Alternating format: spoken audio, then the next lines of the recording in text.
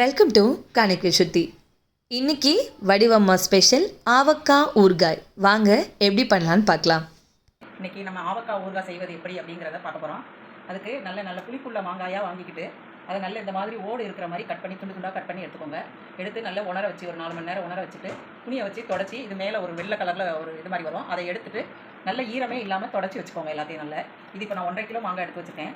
1.5 kilo மாங்காவுக்கு தேவையான பொருட்கள் வந்து 1/2 லிட்டர் நல்லெண்ணெய், இதயம் நல்லெண்ணெய், 1 கிலோவுக்கு 200 கிராம் கடுகு கணக்கு வச்சுக்கோங்க. கடுகு 200 கிராம் லேசாக வெயிலில் வச்சுட்டு வறுத்து பொடி பண்ணி வச்சுக்கோங்க.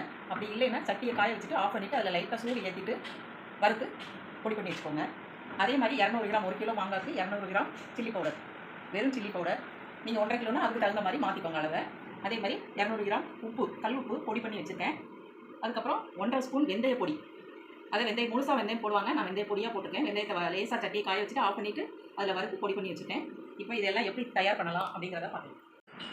இப்போ பாருங்கள், நான் இது நல்லா கிளறி விட்டுட்டேன். இந்த மாதிரி இருக்கணும். நம்ம எண்ணெயை ஊற்றி ஃபுல்லாக கிளறி வச்சுக்கணும். இதை நம்ம இப்போ இதில் போட்டு இந்த மாங்காயில் கிளற போகிறோம்.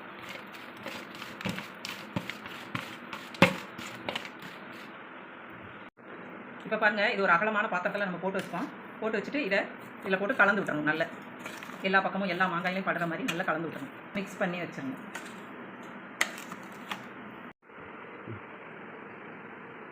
இப்போ பாருங்கள், நான் இதில் கொஞ்சம் அடியில் எண்ணெய் ஊற்றிடுறேன். ஜாடியில்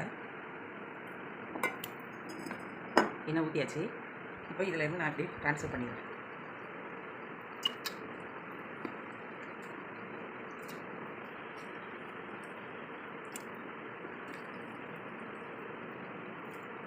எதுவுமே கைப்படாமல் பார்த்துக்கோங்க,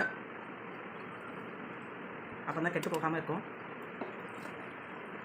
இந்த ஜாடி வந்து 4 கிலோ 5 கிலோ பிடிக்குங்கிற மாதிரி இதில் அளவு போட்டுக்காங்க. இப்போ பாருங்கள், இது ஃபுல்லாக நம்ம போட்டாச்சு ஜாடியில்.